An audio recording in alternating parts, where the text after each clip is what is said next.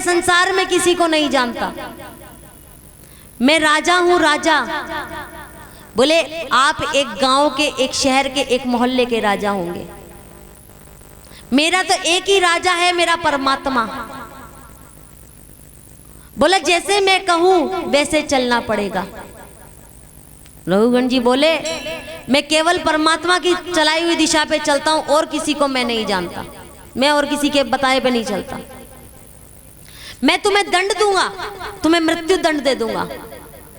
भरत जी बोले आप मुझे मृत्यु दंड देने वाले हैं कौन? मृत्यु तो मेरी उसने निश्चित करी है, जैसे वो कहेगा वैसे मेरी मृत्यु हो जाएगी। इसे 2-4 दिन तक भोजन नहीं देना। भरत जी ने कहा कि जब मेरे लिए भोजन की व्यवस्था करनी होगी तो मेरा ठाकुर अपने आप कर देगा, मेरा गोविंद, मेरा बाबा अपने आप कर देगा। आपके कहने से मैं भोजन नहीं करता। आपको पता है मैं कपिल देव भगवान के दर्शन करने जा रहा हूं और आप मुझे कष्ट दे रहे हैं। तो रघुगण जी को बोले कि कष्ट मैं आपको नहीं दे रहा, आप जा भगवान का दर्शन करने रहे हैं, लेकिन पालकी में बैठ के जा रहे हैं, आप अपने आप को कष्ट दे के नहीं चल सकते, आप कहारों को कष्ट दे के चल रहे हैं। किसी के कांधे बैठ के आप जा रहे हैं, आप क्या भगवान का दर्शन करने जा रहे हैं? आपने कभी सोचा कि आपकी वजह से पालकी चलाने वालों को कितना कष्ट हो रहा होगा? कभी अपने कष्ट के बारे में हमेशा सोचते हो, दूसरे के कष्ट के बारे में सोचा? आप तो आनंद में बैठे, आपको एक छांव में बैठे, आपको एक झटका लगा तो आपको इतनी दिक्कत हुई। ये धूप में लेके आपके जो कहार चल रहे हैं, जो पसीने से लथपथ हैं, आपने इनके बारे में सोचा? आप बात बात में दंड देने की बात करते हैं, आपको दंड देने वाला कौन है? अरे डरना है तो उस परमात्मा से डरो। अगर उस परमात्मा से हमें मिलने की इतनी लगन है तो अपने पैरों पर चल के जाओ, क्या दूसरों के कांधे बैठकर चल के जा रहे हो? रघुगण जी को बात सही पता लगी कि मैं जब से अपने राज्य से चला और मैं जिस राज्य तक जाना चाहता हूं वहां तक मैंने अपने आप को कष्ट नहीं दिया। आज चरणों में बैठ गए। आप कौन हैं? आप साक्षात मेरे कपिल भगवान तो नहीं है जो मुझे दर्शन देने आ गए। भरत जी ने कहा मैं कोई भगवान नहीं हूं, मैं आपकी तरह प्राणी हूं, मैं केवल आपकी तरह एक साधारण प्राणी हूं। लेकिन मैं इतना जानता हूं कि किसी मनुष्य को कष्ट देना, किसी जानवर को कष्ट देना, इस 84 लोक योनियों में से किसी को भी कष्ट देना मेरे परमात्मा को कष्ट देने के बराबर है। किसी को पीड़ा होती है तो मेरे परमात्मा को पीड़ा होती है। और क्या आप बात बात में दंड देने की बात करते हैं? बात बात में आप कहते हैं मृत्यु दंड दे देंगे। आपका दंड किसी ने निश्चित किया क्या? आपको पता है आपको क्या दंड मिलने वाला है? वहीं प्रणाम किया, क्षमा याचना की और कहा कि यहां से मैं पैदल चलकर भगवान का दर्शन करने जाऊंगा। उसी समय रघुगुण महाराज जी पैदल भगवान का दर्शन करने गए। संतों की अपनी मस्ती है, भरत जी फिर उसी मस्ती में अपने चल दिए। इनका विवाह हुआ आगे चलकर, इनको राजपाट सब मिला। रघुगण जी ने इनको राजपाट भी दिलवाया, विवाह हुआ, संतान हुई। इन्होंने उस राजपाट का बिल्कुल भी उपयोग नहीं करा। इनकी अपनी मस्ती है। ये जानते थे अगर मैं राजपाट में पड़ गया तो फिर से पहले वाले जन्म की तरह मुझे इस जन्म में निकल के, इस जन्म से निकल के मैं फिर से मनुष्य योनि में, अन्य योनियों में फंसूंगा। इन्होंने राजपाट बिल्कुल स्वीकार नहीं करा, अपने पुत्रों को राजपाट दिया और ये भगवान की मस्ती में मस्त हुए। कहते हैं कि इनके आगे चल के इनके वंश में इनका पुत्र हुआ गया। बड़ा ही प्रतापी राजा था। एक बारी संत के द्वारा श्रापित हो गए गया जी। किसी संत का अपमान हो गया, संत ने श्राप दे दिया कि तुम हो तो राजा और कार्य असुरों वाला करते हो, तो मैं तुम्हें श्राप देता हूं कि तुम असुर योनि को प्राप्त हो जाओ। देखते ही देखते इनका शरीर 5 कोस तक फैल गया गया जी का, और ये राक्षस योनि में, असुर योनि में हो गए। भरत जी के पुत्र थे तो मति भ्रमित नहीं हुई। इन्होंने सोचा कि अगर मैं राज्य में रहूंगा, मैं असुर हो चुका हूं, राक्षस हो चुका हूं, तो यहाँ के लोगों को खा जाऊंगा। इसीलिए ये वहां से वन की ओर चले। इन्होंने तप किया। तब से ब्रह्मा जी प्रसन्न हुए और वरदान मांगने को कहा। इन्होंने वरदान मांगा गया जी ने कि जब तक सूरज चांद रहेगा तब तक विश्व में मेरा नाम रहेगा। यानी कि जब तक चंद्रमा सूर्य है तब तक मेरा भी नाम चलना चाहिए। ठीक है। दूसरा वरदान मांगा कि कोई बड़े से बड़ा पापी, बड़े से भी बड़ा पापी अगर अपने अंतिम समय पर मेरे दर्शन कर ले तो उसे नरक लोक ना जाना पड़े, वो सीधा स्वर्ग लोक जाए। वरदान मिल गया। अब इस बात की कीर्ति दूर दूर तक फैल गई कि जो अंतिम समय पर गया जी का दर्शन कर लेता है, गयासुर का दर्शन कर लेता है, उसको मृत्यु लोक में नहीं जाना पड़ता, नरक लोक नहीं जाना पड़ता, उस स्वर्ग जाता है। सारे पापी आते अंतिम समय पे इनका दर्शन करते और स्वर्ग जाते। धीरे धीरे नरक लोक खाली हो गया और स्वर्ग लोक भरता चला गया। जो देखे बड़े से बड़ा पापी स्वर्गलोक, नरकलोक बिल्कुल खाली, कोई नरकलोक में जाने वाला ही नहीं बचा।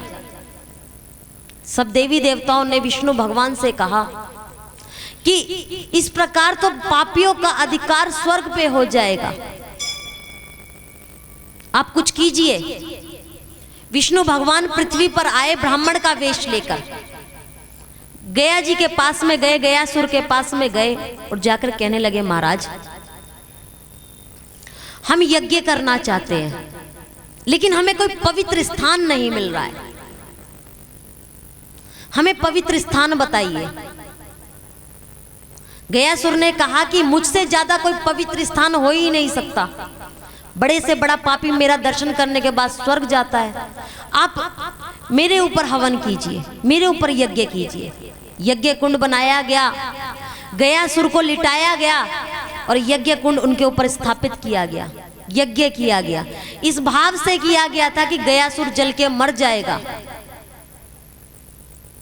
लेकिन उसने तो वरदान मांगा था कि जब तक सूरज चांद रहेगा तब तक मेरा नाम रहेगा। इसकी मृत्यु नहीं हुई।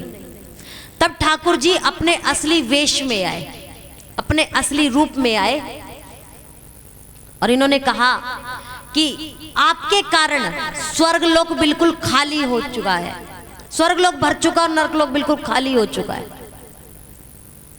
नरकलोक में एक भी पापी नहीं रहा, स्वर्गलोक पूरा भर गया। तो मैं चाहता हूं कि आप अपने शरीर का त्याग कर दें, अपने शरीर का त्याग कर दें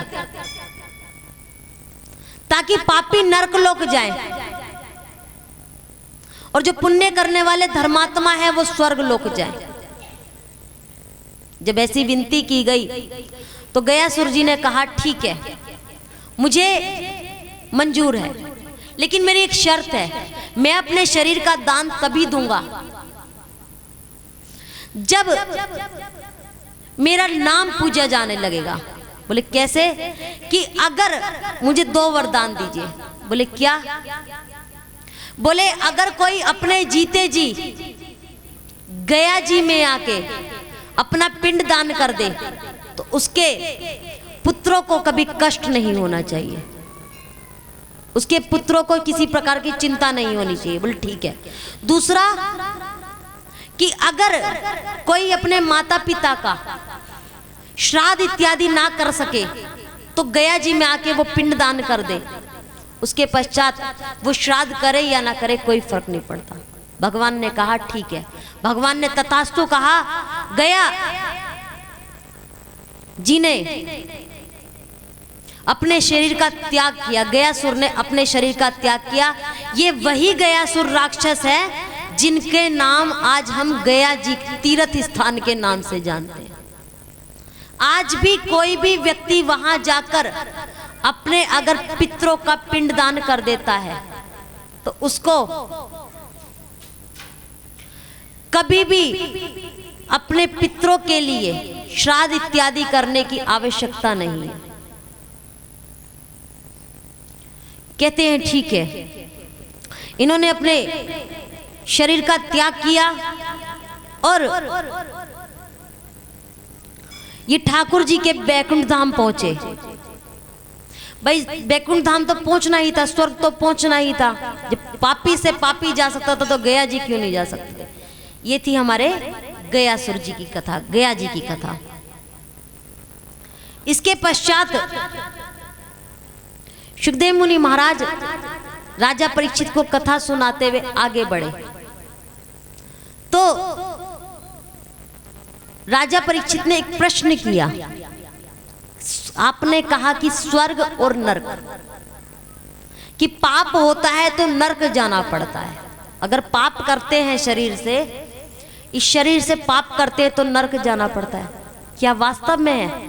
नरक सच में होते हैं? तो कहा राजन, एक नहीं दो नहीं 27 प्रकार के नरक लोक हैं। जैसे कर्म करोगे वैसा फल पाओगे, जैसा कर्म करोगे वैसा फल पाओगे। पुण्य करोगे तो स्वर्ग जाओगे, नरक में तभी जाओगे जब पाप करोगे। नरकों का वर्णन अलग अलग आता है। भागवत जी कहती है कि 27 प्रकार के नरक लोक हैं। गरुड़ पुराण कहता है कि 36 प्रकार के नरक लोक हैं। अन्य पुराण कहते हैं कि 84 प्रकार के नरक लोक हैं। तो जैसे ही बताया कि अगर पाप हो जाए तो नरक में जाना पड़ता है। अगर कोई पुरुष किसी स्त्री को देखता है, गैर स्त्री को देखता है, उसको नरक जाना पड़ता है। स्त्री किसी गैर पुरुष को देखती है तो उसको नरक जाना पड़ता है। ब्राह्मणों का अपमान करते हो तो नरक जाना पड़ता है। मांस खाते हो तो नरक जाना पड़ता है। किसी की हत्या करते हो तो नरक जाना पड़ता है। नरक तो जाना पड़ेगा अगर पाप करोगे तो कहते हैं कि राजन 27 प्रकार के नरक लोक है। जैसे ही सुना तो राजा परीक्षित डर गए कि पाप तो मुझसे भी हुआ है, मैंने संत अपमान किया जिस कारण मुझे 7 दिन में तक्षक के काटने से मृत्यु का श्राप लगा। पाप तो मैंने भी किया, मुझे भी नरक लोक जाना पड़ेगा। राजा परीक्षित डर गए। तो अगर अभी हम आपको नरक लोक सुनाएंगे तो आप भी सब डर जाएंगे, इसलिए यहाँ डरना नहीं है, समझना है नरक लोक क्या है। मानो कोई कपड़ा है, ये शरीर क्या है राजन? कपड़ा है। हे परीक्षित, ये शरीर कपड़े की भांति है। इससे गलती से अगर कोई पाप हो जाए, इस पे कोई दाग लग जाए तो इसे स्वयं साफ कर लो। अगर इसको धोबी घाट भेज दिया तो इसको कूट कूट के इसके चिथड़े कर देगा। अर्थात अगर तुमसे कोई पाप हो जाए तो हाथ की हाथ पुण्य कर दो ताकि नरक लोक में ना जाना पड़े। अब हम समझते हैं ये शरीर कपड़ा है, कपड़े से समझते हैं। हमारे जो रोज के पहनने वाले कपड़े हैं, हमने 1-2 घंटा कपड़े पहने तो हम क्या करते हैं, माताएं बहनें क्या करती हैं, उसे एक बाल्टी में सर्फ डालती हैं, 1-आध घंटा डुबकी लगाती हैं, हाथ से साफ करती हैं, पानी में डालकर सुखा देती हैं। ऐसे ही करते हैं। जो हम कपड़े बाहर पहन के जाते हैं, ट्रैफिक में पहन के जाते हैं, ऑफिस में पहन के जाते हैं, उसके कॉलर गंदे हो जाते हैं, बाजू एक कफ गंदा हो जाता है। उस पे क्या करते हैं, पहले उसको डुबाते हैं सर्फ में, 1-2 घंटे डुबाते हैं, फिर उस पे साबुन लगाते हैं, फिर उससे ब्रश से घिस घिस के उनको दाग को साफ करते हैं। इसके पश्चात जो हमारे सर्दी में ओढ़ने वाले रजाई कंबल हैं वो गंदे हो जाते हैं। उसे कैसे धोते हैं, उसे भिगो के कूटनी से, आजकल कूटनी किसी घर में होती नहीं, कपड़ा कूटने वाली आती नहीं, उसे कूटते हैं, मारते हैं उससे, उसको तब साफ करते हैं। और रसोई में जो गैस साफ करने वाला, स्लिप साफ करने वाला कपड़ा होता है उस पर चिकनाई लग जाती है, उसको कैसे धोते हैं? पहले उसे साधारण कपड़े में सर्फ डाल, साधारण पानी में उस कपड़े को सर्फ डाल के भिगोते हैं, साफ नहीं होता। उस पे साबुन लगाते हैं, ब्रश मारते हैं, साफ नहीं होता। अंत में पानी उबाला जाता है, उस कपड़े को पानी में डाल के उबाला जाता है, फिर कूटनी से कूटा जाता है, तब जाके वो कपड़ा साफ होता है। समझ में आया? कुछ आया समझ में? अर्थात कहने का ये है कि अगर ज्यादा बुरे कर्म करोगे, ज्यादा बड़े पाप करोगे, तो इस शरीर के छोटे छोटे टुकड़े करके पकोड़ों से तले जाओगे। एक छोटा सी कथा हम सुनते हैं, बीच में कथा सुनाते छोटी सी। एक व्यक्ति ब्राह्मण थे किसी गांव के, बहुत पुरानी बात है ये, वास्तविक सच्चाई सुना रहे हैं। किसी गांव में एक ब्राह्मण रहते थे, तो उनके ग्राम में जो भी शुद्ध कार्य होता था, अच्छा काम होता था, उन्हीं को पत्रा देखने के लिए बुलाया जाता था। अब उनके यहाँ गायें भी थी, बहुत सारी गायें थी उनके यहाँ पे। उनकी सेवा करने के लिए एक सेवक लगा हुआ था गाय की। अचानक उस सेवक को बुखार आया और वो मर गया। वो सेवक मर गया, और जब वो मर गया तो वो यमलोक गया, और यमलोक में जाकर उसको एक ड्यूटी मिल गई, काम मिल गया उसको वहां जाके भी। यहाँ तो वो गायों की सेवा करता था, वहां जाके भी काम मिल गया। क्या काम मिल गया? उसको यमदूत बना दिया कि अब जब पृथ्वी पे कोई भी मरेगा उसको लेने तू नहीं जाना है। बोले ठीक है। महाराज वो पूछता है भगवान से, मुझे काम क्यों मिला? बोले ये यमलोक है, यहाँ पे ताड़नाएं एक ही प्रकार से होती हैं, यहाँ पर एक ही प्रकार से ताड़नाएं दी जाती हैं। जब व्यक्ति बार बार आता है, एक ही काम को देखता है, तो वो सीख जाता है। क्या नाम है? नाम हम बोल रहे हैं कुछ?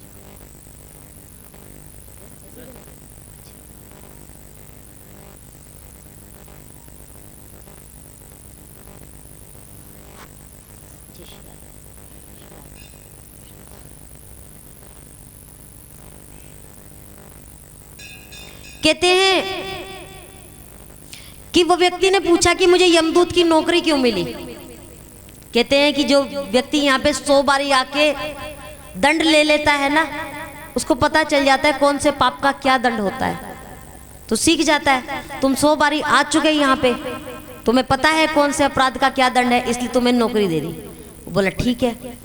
अब एक दिन वो व्यक्ति अपने उस मालिक के यहाँ, ब्राह्मण जी के यहाँ पहुंचे। ब्राह्मण देवता किसी के यहाँ पे पोते की शादी सुझवा कर आए थे। आए, देखा कि यमदूत बेड पर बैठा है, डर गए, अरे मेरा अंतिम समय आ गया, मुझे लेने यमदूत आ गया।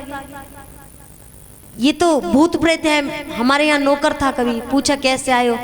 बोले महाराज मेरे को नौकरी मिल गई ऊपर जाकर, मैं यमदूत बन गया, अब कोई भी मरता है ना मैं उसे लेने जाता हूँ। बोले अच्छा, तो अब तुम मुझे लेने आए क्या? बोले नहीं, मैं, उसने नाम बताया कि गांव में फलान व्यक्ति को लेने आया हूँ। बोले वो तो अच्छा खासा है, अभी अभी मैं उनके अब पत्रा देख के आया, उसके पोते की शादी सुझवा के आया हूँ। बोले आधे घंटे में सूचना मिलेगी, उसके पेट में बड़ा भयंकर दर्द हुआ और वो मर गया।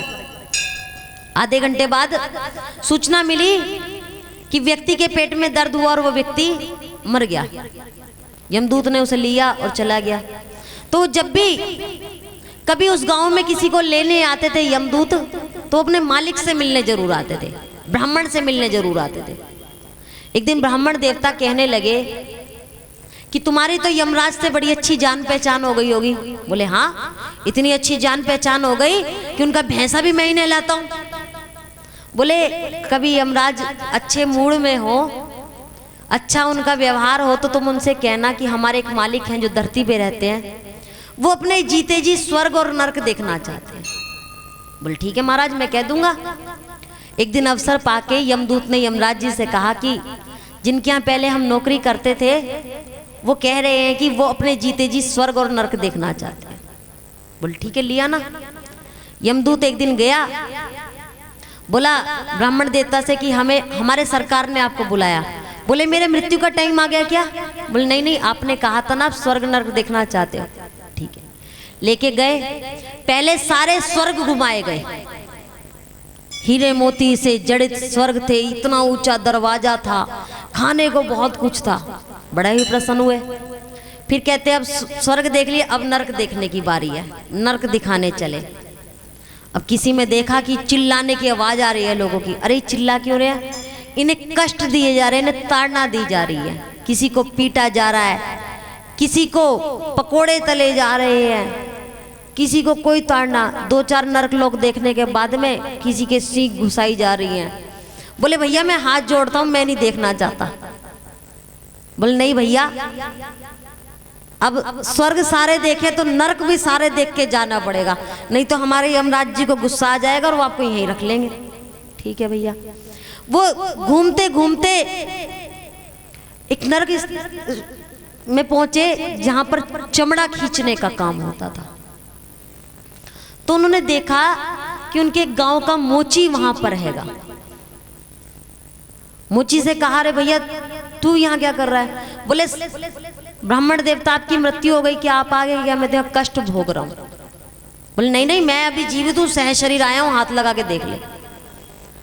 अच्छा सह शरीर आए, कैसे आए? बोले ये यमदूत मेरे जानने वाला है। तो बोले आपको यहाँ आना पड़ेगा, मैं आपसे बदला लूंगा। बोले किस बात का? कि जब मैं मनुष्य था, मैं जूती गांठने का काम करता था, आपने मेरे से जूती बनवाई थी, 2 रुपए की जूती, और आपने मुझे 1 रुपया दिया था। आपने कहा था कि मैं तो ब्राह्मण हूं, मैं नहीं दूंगा, जबकि आपके और मेरे 2 रुपए तय हो गए थे जूती बनाने के। तो मैं आपसे यहाँ आने पे हिसाब जरूर पूरा करूंगा।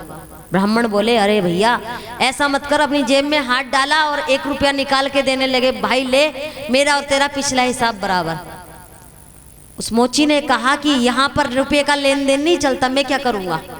यहाँ तो चीज के बदले चीज दी जाती है। बोले कैसे? बोले मैंने आपकी जूती बनाई थी चमड़े की, बदले में आपको चमड़ा देना पड़ेगा। मैं आपसे जब आप आओगे तो चमड़ा लूंगा। बोले भैया तब मैं नहीं आने वाला, तो एक काम कर मेरे से अभी चमड़ा ले ले। बोले कैसे? ब्राह्मण देवता ने अपना कुर्ता ऊपर किया, अपनी पीठ करी और कहा कि भाई छोटा मोटा चमड़े का टुकड़ा निकाल ले। बोला छोटा मोटा नहीं, जितनी बड़ी जूती थी उतना बड़ा टुकड़ा। और जैसे ही जीवित व्यक्ति का चमड़ा कमर से खींचा गया तो उसे कष्ट हुआ। बोला मैं पृथ्वी पे जाकर सबको बताऊंगा कि किसी के साथ कभी बेईमानी मत करना। अगले दिन से ब्राह्मण देवता ने जिस जिसका बकाया था, जिस जिससे ये कहा था कि मैं तो ब्राह्मण हूं, मैं तुम्हारा रख लूंगा, मुझे आधे पैसे में दे दो, ये कर दो, सबका हिसाब चुकता किया और सबको बताया। तो जब राजा परीक्षित को नरकों के बारे में पता चला तो राजा परीक्षित डर गए।